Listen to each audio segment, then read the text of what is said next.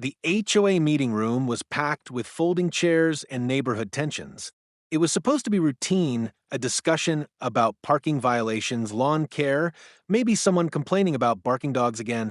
But before the second agenda item was even introduced, the unthinkable happened.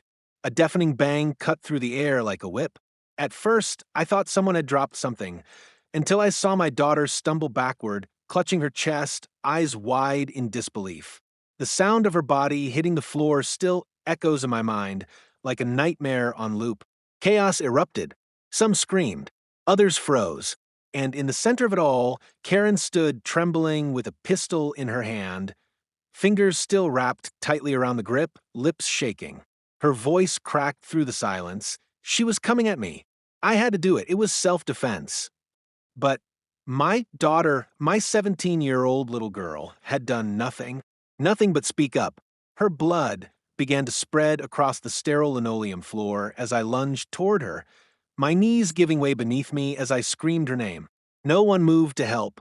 The board president fumbled for his phone. Karen dropped the gun, but didn't run. She just stood there, repeating the same line over and over again, like she was rehearsing for a role she didn't quite believe in. I pressed my hands against the wound, praying, pleading, telling her to hold on. But her eyes were already fading. The paramedics took 12 minutes to arrive. 12 minutes in which my daughter's entire life drained out in front of a room full of silent, stunned neighbors. And when the police finally arrived, they didn't cuff Karen. They didn't ask her the hard questions. They sat her down and listened. She said my daughter was aggressive, unpredictable, a threat. She said she feared for her life. And just like that, my child became the villain in a story written by a woman with a gun and a lie. What happened at that meeting wasn't an accident. It wasn't a moment of fear. It was the end of a long war Karen had been waging against us from the moment we moved in. But no one wanted to see it. No one wanted to believe a neighbor could be a monster in plain sight. Until it was too late. This is the story of how my daughter was taken from me, of how an entire community turned its back, and of how I refused to let her memory be erased by a woman who thought she could shoot her way out of accountability. My name is Daniel Brooks. I'm a father, a husband, and a man who once believed that doing the right thing always meant things would turn out right. I lived my life by that belief. I worked hard, paid my dues, protected my family, and did everything I could to create a future we could all be proud of. My wife, Laura, and I had been married for 18 years.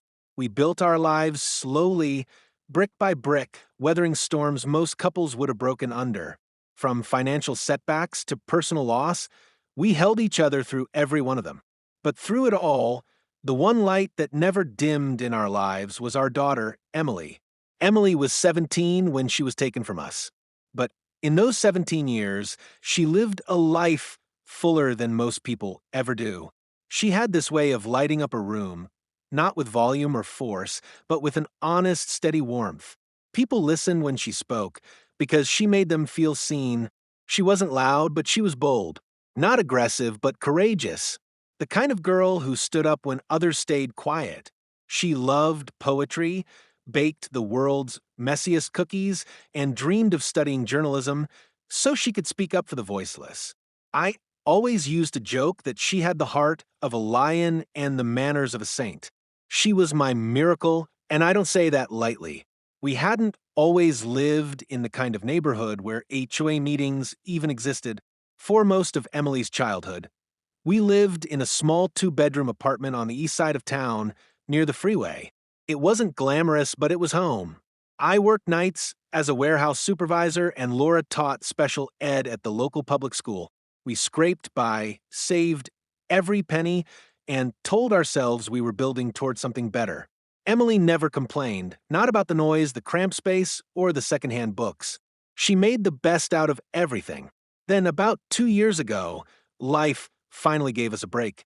A better job came through, operations manager for a national logistics firm, better pay, better hours, more stability. We pooled our savings and bought our first home. It was in a quiet, well-manicured suburban community about 40 minutes outside the city. The kind of place with tree-lined streets, weekend BBQs, and welcome baskets on the porch.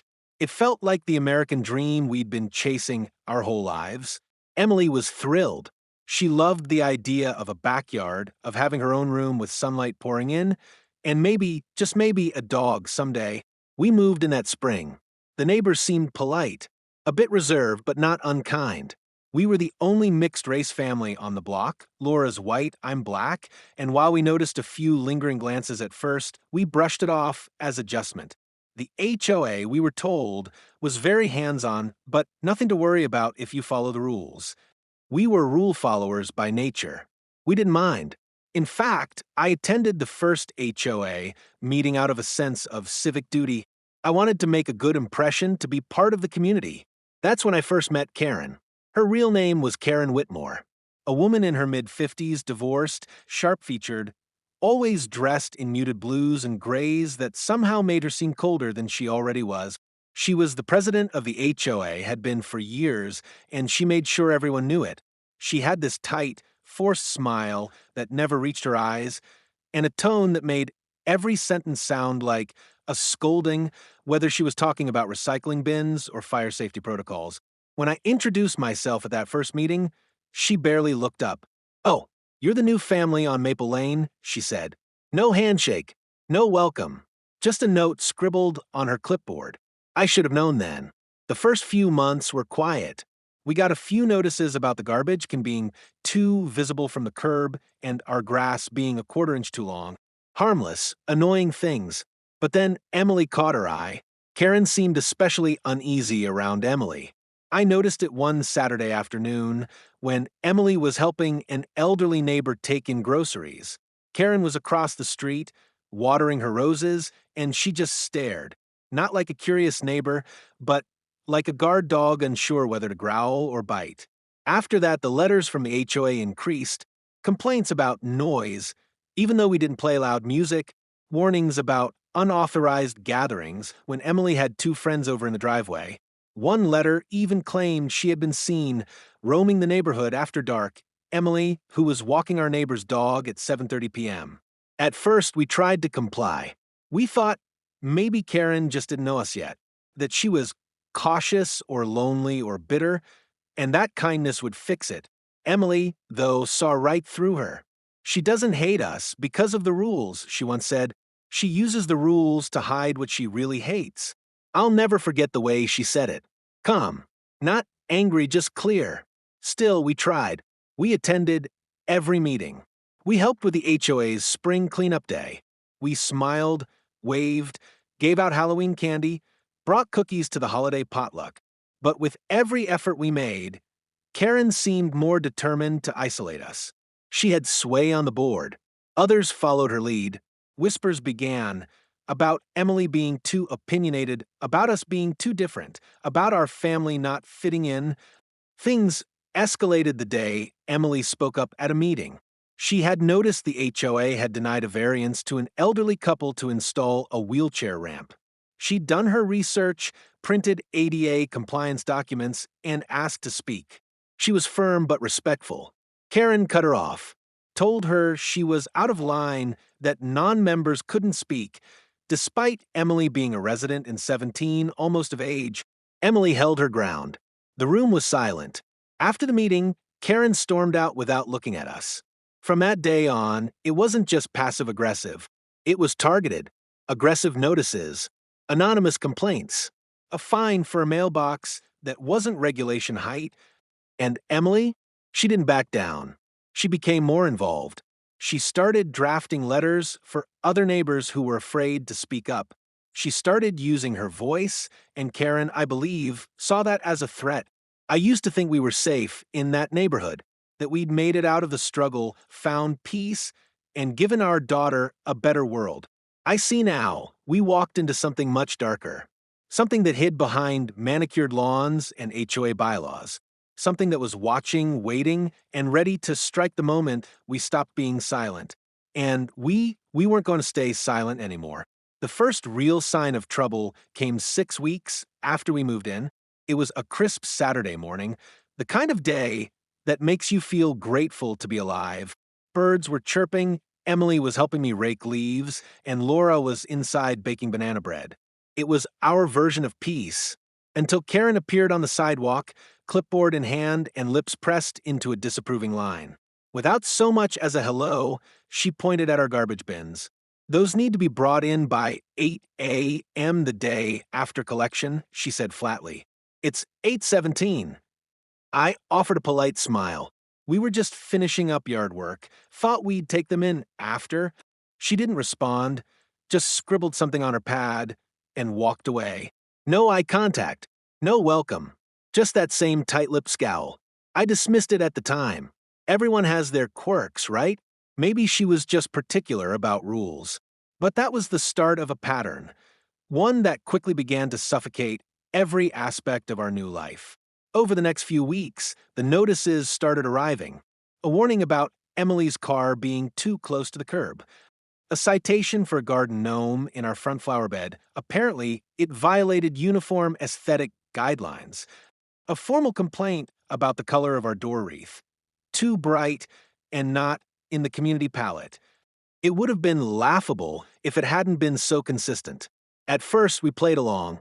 We moved the bins earlier, repainted the wreath, even relocated the gnome to the backyard. We tried to avoid conflict, but the problem wasn't the rules. The problem was Karen. She had eyes everywhere. I'd see her walking past the house at odd hours, phone in hand, snapping photos of our lawn or peering into our backyard. Emily once caught her crouched near our fence line, measuring the height of a tree branch with a tape measure. When Emily asked if she needed help, Karen straightened up and muttered, "Just making sure things are compliant," before storming off. But her hostility wasn't always overt. Sometimes it was masked behind false concern. "I noticed your daughter outside after 9 p.m. last night," she said once at a meeting, loud enough for the room to hear. Just thought I'd mention it in case something inappropriate was going on. The implication stung. I stood up to defend Emily, but Karen waved me off with a smirk. Just looking out for the community. Emily, bless her, wasn't the type to shrink in the face of injustice. The more Karen poked, the more Emily stood her ground. She researched HOA guidelines, documented inconsistencies, and even pointed out where Karen herself violated rules, like installing a bird feeder that exceeded height regulations or hosting gatherings without notifying the board. Karen didn't take kindly to being challenged. At one meeting, when Emily calmly presented a discrepancy between the HOA's treatment of our home versus a neighbor's, Karen cut her off mid-sentence. "You don't have voting rights," she snapped. "You're a minor. You shouldn't even be here." Emily didn't flinch. "I'm a resident. I live here. I have a right to speak." The room fell quiet. For a moment, I thought Karen might back down. Instead, she collected her papers and ended the meeting early. From then on, Karen's behavior escalated. We received an anonymous tip that our mailbox was unapproved. The next week, it was gone, ripped from its post in the night. When we reported it, Karen shrugged. "Probably teenagers," she said, "but maybe if you hadn't ignored the previous notices, there had been no previous notices." Emily's car, a modest blue sedan she'd saved up for working part-time, began getting mystery scratches. At first, we thought it was coincidence, but then one morning, she found a note tucked under the wiper. "Loud mouths don't belong here." We called the police. They made a report but said there wasn't much they could do without a witness. Karen, when asked, claimed to know nothing and offered a thin smile. "It's unfortunate what's happening," she said, almost gleefully. The emotional toll began to wear on all of us. Laura tried to stay positive, but I could see the stress eating at her. I started checking the security cams twice a night, double locking the doors, taking different routes home, just to be safe. We weren't just being harassed, we were being isolated. Neighbors who once waved now averted their eyes. Conversations stopped when we approached. One woman, whose dog Emily had walked for months, suddenly claimed she didn't feel comfortable anymore. Karen's influence was spreading like mold in the walls, quiet, insidious, and toxic. I confronted Karen once in private. I asked her directly, "Why are you targeting us?" She didn't deny it, didn't argue, just looked at me dead in the eye and said, "I protect this neighborhood." Some people don't fit. That's not my fault. That was the moment I knew. This wasn't about trash bins or lawn height. It wasn't about rules. It was about control, about power. And she had decided, for reasons wrapped in prejudice and paranoia, that we didn't belong. But Emily, she didn't give up. She doubled down. She started organizing quietly, reaching out to the few sympathetic neighbors still willing to listen. She gathered stories, documented similar incidents, and even began drafting a petition to bring transparency to HOA actions. "I'm not afraid of her," she told me one night. "She hides behind rules because she's scared. But I'm not." I was proud, but I was also terrified because I knew what people like Karen could do when they felt their power slipping. And I was right to be afraid. 2 weeks before the shooting, we found a dead bird nailed to our mailbox post. It wasn't some accident, this was deliberate. A warning. I called the HOA emergency line. Karen returned the message hours later. "Must have been a cat," she said, "but I'll note your complaint." I wanted to move, to pack everything up and run. But Emily begged us to stay. "If we leave now, she wins," she said. So we stayed, and the tension kept building, quiet, unrelenting, and ready to explode. We just didn't know how close we were to the edge until we fell off. It was supposed to be just another HOA meeting. That's what I kept telling myself as I adjusted my collar and helped Laura gather the documents Emily had printed out the night before. Emily had been buzzing with determination, ready to present a motion that would require all HOA violations to be reviewed and documented with photographic proof before any fines could be issued. It was fair, transparent, and frankly long overdue. She had spent weeks drafting it, citing legal precedents, and gathering community feedback. A few neighbors had even agreed to support it, quietly of course, because openly defying Karen was something no one dared do. But Emily wasn't afraid. She walked into that meeting room like a soldier stepping onto a battlefield, shoulders back, head high, truth in hand. The meeting was held in the community center, a sterile space with fluorescent lights and a faint smell of cleaning chemicals. Rows of plastic chairs faced a long folding table where the HOA board sat. Karen was, as always, positioned dead center, clipboard in front of her, lips pursed, eyes darting from one neighbor to the next like a prison warden doing roll call. I noticed something different about her that night. She looked jittery. Her hand kept tapping a pen against the clipboard, and every few minutes, she'd look toward the back exit, like she expected someone to burst in. Her voice was sharp, sharper than usual. Every sentence clipped, impatient. "We'll begin tonight's meeting by reviewing unresolved violations," she said, barely nodding at the room. Emily sat beside me, clutching her printed motion like it was armor. Laura was on her other side, hands folded tightly in her lap. Across the room, a few familiar neighbors shifted uncomfortably in their seats. The air felt heavy, like the stillness before a thunderstorm. 10 minutes into the meeting, Emily raised her hand. Karen ignored her. She raised it again, higher this time. "Excuse me, Chairwoman Whitmore, I'd like to present a motion for transparency in citation issuance." Karen didn't look up. "You're not a board member. This meeting is for board business only." "I'm a resident," Emily said calmly. "Your bylaws state that any resident may submit a motion to be reviewed at a public session." Karen's eyes finally met hers. Cold, narrowed. "You're 17. That makes you a minor. This is not a classroom debate. Sit down." Emily stood. Her voice rang through the room with clarity and quiet power. "I may be 17, but I'm a resident of this community. And I believe what's happening here isn't just unfair, it's discriminatory. People are being fined for reasons that aren't consistent or documented. I have evidence that the rules are being enforced unequally, and I believe our community deserves better." She walked toward the front table, paper in hand. For a second, Karen's expression froze, not with surprise, but with something darker. A flash of panic, of rage. "This is out of order." Karen barked, rising to her feet. "This meeting is not the place for personal vendettas."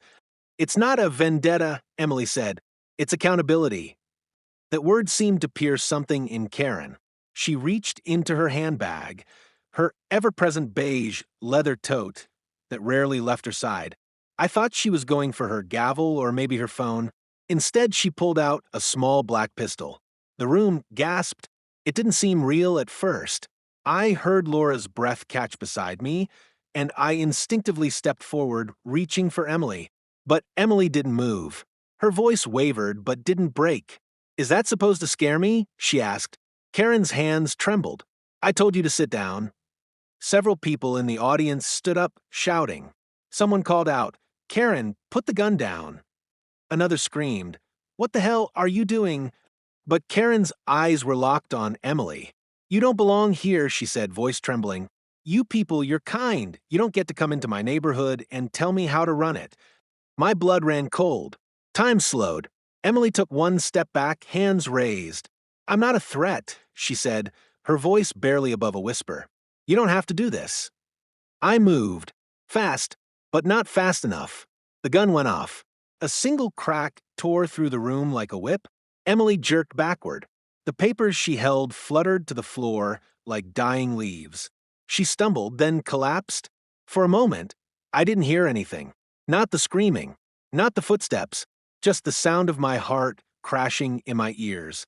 I dropped to my knees beside her, my hands already pressing against the dark stain blooming across her white blouse. "No, no, no, stay with me, baby. Emily, Emily, look at me. Keep your eyes open." Her lips parted, trying to speak, but no sound came. Laura was beside us, sobbing, clutching Emily's hand, shaking her head like she could will this all away. The room was chaos, people shouting, some fleeing, others frozen. Karen? She stood there, the gun still in her hand, eyes wide and wild. She lunged at me, she muttered. She was coming at me. I was defending myself. Lies. Cold-blooded lies. There were witnesses. At least a dozen people saw what really happened.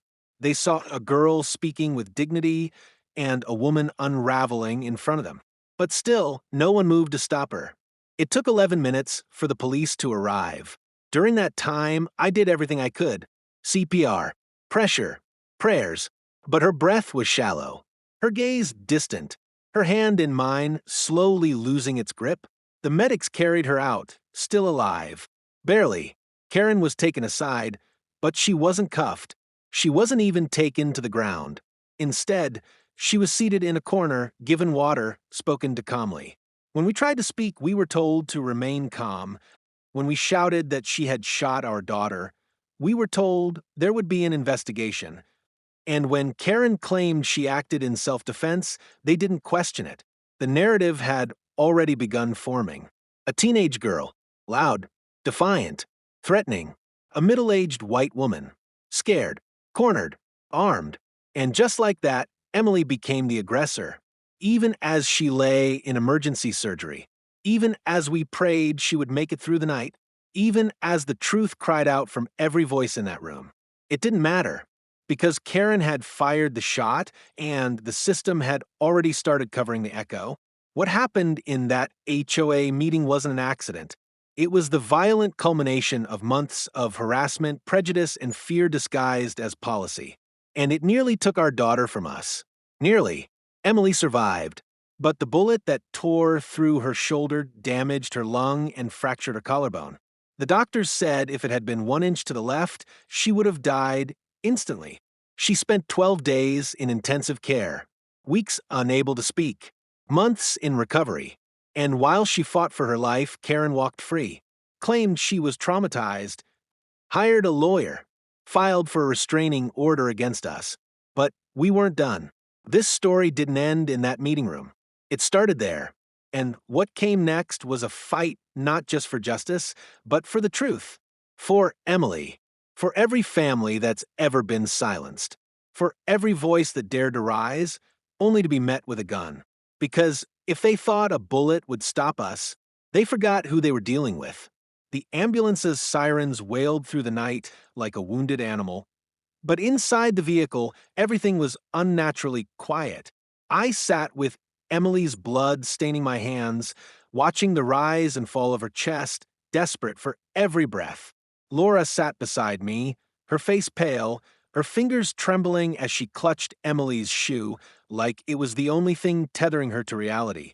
When we arrived at the hospital, they rushed her in. Tubes, machines, doctors barking orders. Collapsed lung, someone shouted.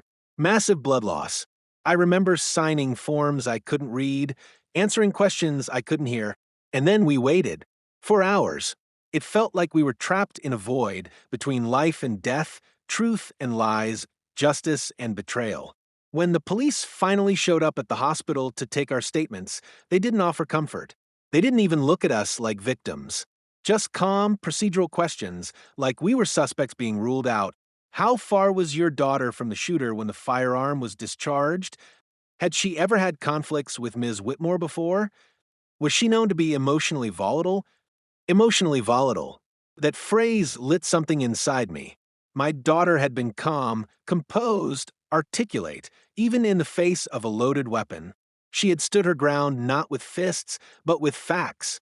She had spoken up because no one else would, and yet, before her blood had even dried, they were already trying to turn her into the aggressor. They never asked Karen any of those questions.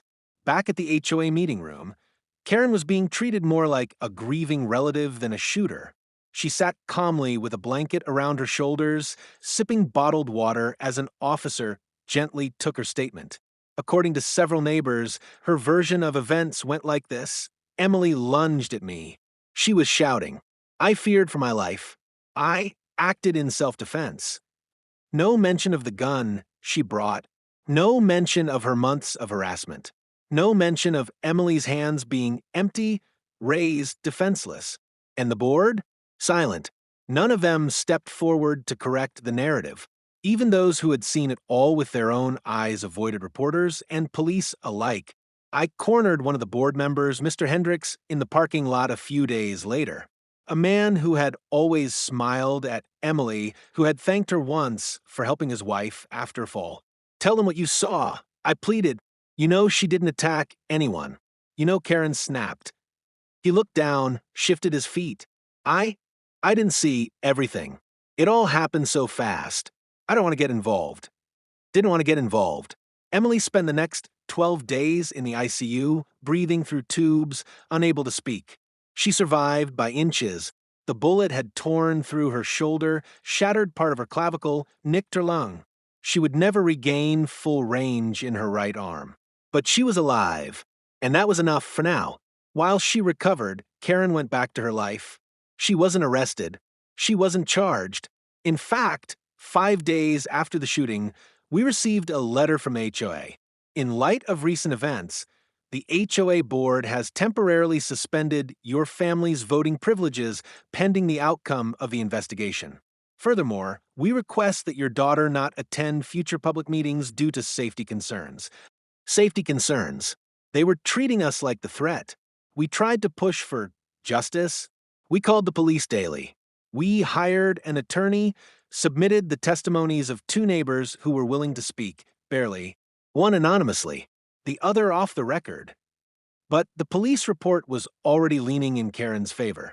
It cited lack of sufficient evidence contradicting the self-defense claim and emphasized that the weapon was registered and that Karen had no prior criminal record.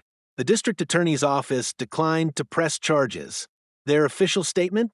While the incident is tragic, the available evidence does not support a criminal prosecution at this time. And just like that, the door to justice slammed shut. We tried media outlets. Local news ran a watered-down version of the story. Tensions rise at HOA meeting turned violent. They referred to Karen as a longtime community leader and Emily as a teen activist. They printed her mugshot, but only after heavy public pressure. Online, the trolls came out fast. She must have provoked her. Typical woke teen thinking rules don't apply. Probably just a race card play. I wanted to scream. Emily was barely healing, both in body and spirit. She barely spoke. Nightmares came nightly. She'd jolt awake, gasping, clutching her chest. The bullet had scarred her lungs, but the injustice was scarring her soul. And Laura, she began to break in quiet ways. She'd clean the same spot on the counter for 20 minutes. She forgot meals. She stared out the window like she was waiting for time to rewind. And me? I became consumed by rage.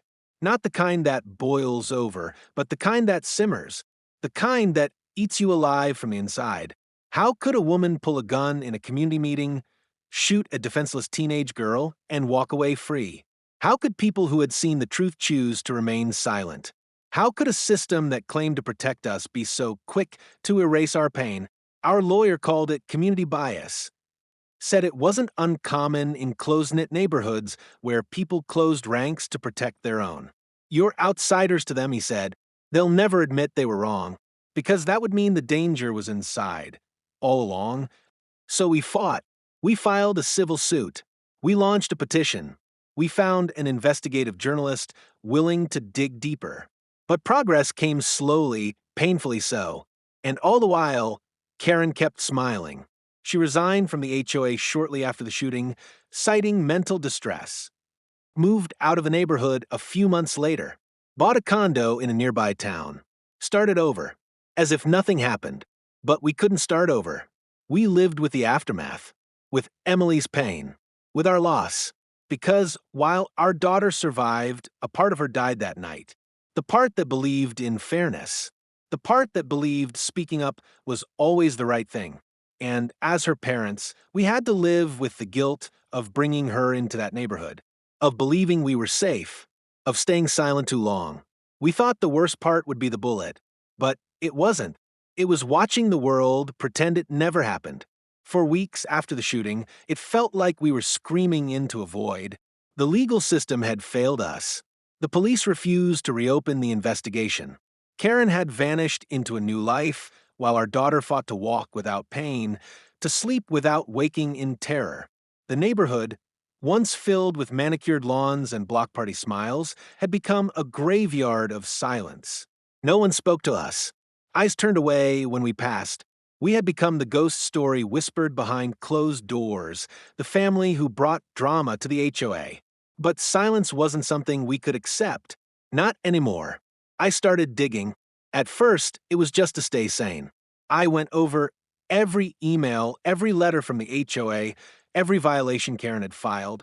I organized them into folders, marked dates, highlighted inconsistencies. Laura combed through her phone and found photos of our property before each so-called infraction. Neighbors had gotten warnings for long grass once, maybe twice.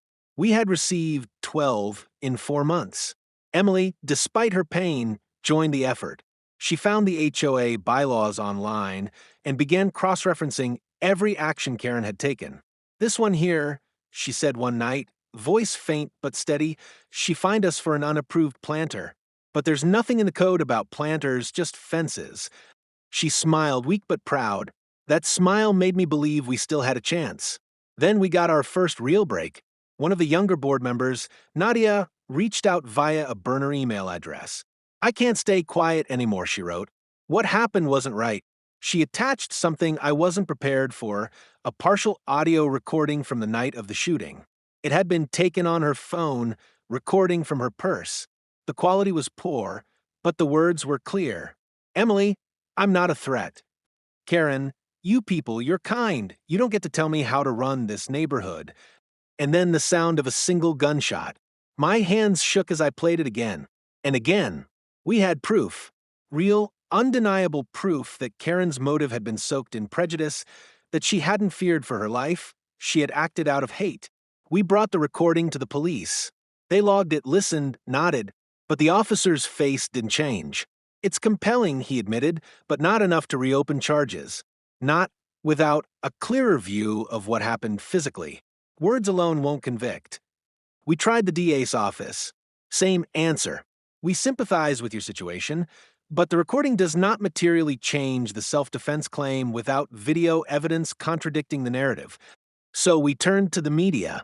I contacted every local and regional outlet I could find. I emailed them transcripts, photos, the audio file. I wrote our story in long-form, short-form, angry rants, tear-stained pleas. No one bit. One paper responded with a single sentence. Unfortunately, we are not currently pursuing HOA-related stories. I felt the rage rising again. HOA-related? This wasn't about property disputes or trash bins. This was about a child being shot for speaking up. But still, no one wanted to get involved. Then, on a Tuesday morning in late April, I got an email that changed everything. Subject: HOA shooting, journalist interested from Ava Rios, investigative reporter, truththread.org. Hi, Daniel. I've read your materials. I've seen enough to know this isn't a typical neighborhood dispute. I want to talk. On the record, we met at a quiet diner 2 towns over. Ava was young, maybe 30, with sharp eyes and a voice like a scalpel. She didn't ask for dramatics. She wanted documentation. Facts. She took notes relentlessly and asked hard questions. Why didn't other board members speak up? What's Karen's background? Has she had complaints before? I showed her the audio recording.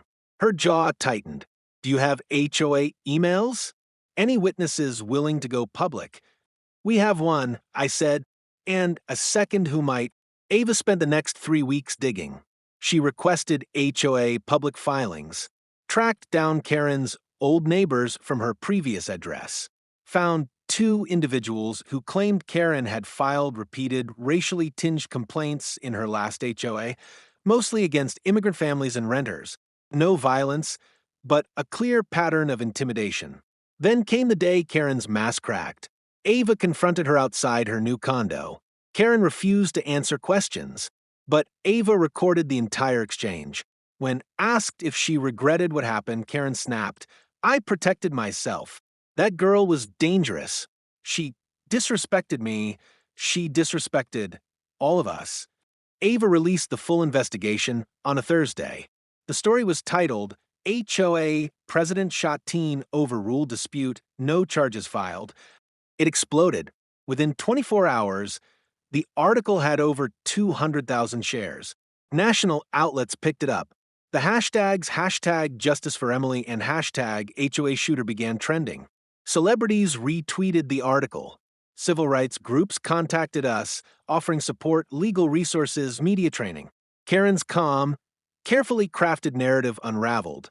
More neighbors came forward, quietly then publicly. Some admitted they had felt pressured to stay silent.